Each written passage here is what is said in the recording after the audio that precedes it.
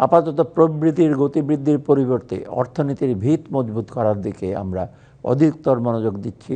বৈষম্যহীন ও টেকসই অর্থনৈতিক ব্যবস্থা গড়ার প্রত্যয় নিয়ে ২রা জুন আগের অর্থ বছরের তুলনায় কিছুটা সাশ্রয়ী করে ৭,৯০,০০০ কোটি টাকার বাজেট উপস্থাপন করেন অর্থ উপদেষ্টা ডক্টর সালেউদ্দিন আহমেদ। ৭,৯০,০০০ কোটি টাকার বাজেটে আগের ধারায় ঠিকই বেড়েছে পরিচালন ব্যয়।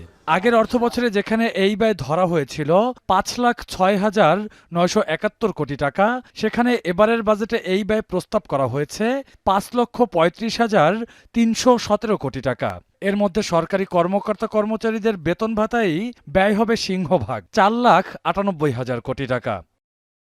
প্রতিবারের মতোই এবারও রাজস্ব আহরণের একটা বড় লক্ষ্যমাত্রা নেওয়া হয়েছিল এবং সেটা গেলবারের চেয়ে অন্তত ২৩,০০০ কোটি টাকা বেশি। ৫,৬৪,০০০ কোটি টাকার রাজস্ব লক্ষ্যমাত্রার এই সংখ্যাটি মূলত বাজেটের ৫ ভাগের ৩ ভাগ।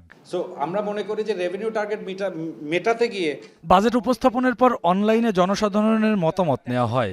এছাড়াও বিভিন্ন ব্যবসায়িক সংগঠন, অর্থনীতিবিদদের আলোচনা সমালোচনার পরে সকালে প্রধান উপদেষ্টার কার্যালয়ে ডক্টর মুহম্মদ ইউনূসের সভাপতিত্বে বৈঠকে বসেন উপদেষ্টা পরিষদের সদস্যরা।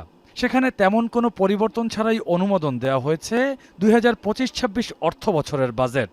তবে বাদ দেওয়া হয়েছে বিতর্কিত ফ্ল্যাট কেনা ও ভবন নির্মাণে অপ্রদর্শিত আয়ের বিষয়টি। এরপর রাষ্ট্রপতি মোহাম্মদ শাহাবুদ্দিন অর্থ বিলে স্বাক্ষর করার পরে প্রজ্ঞাপন জারির মাধ্যমে নতুন বাজেট পেশ করা হবে। জাতীয় সংসদ কার্যকর না থাকায় এই প্রক্রিয়ায় বাজেট অনুমোদন করছে অন্তর্বর্তী সরকার। নতুন বাজেট কার্যকর হবে ১ জুলাই থেকে। রকিবুল রাহাত, এখন, ঢাকা। একনল অ্যাডভান্সড হাইজিন সোপ, এবার জীবাণু ধুলাবালি ঘাম ক্লিন বোল্ড।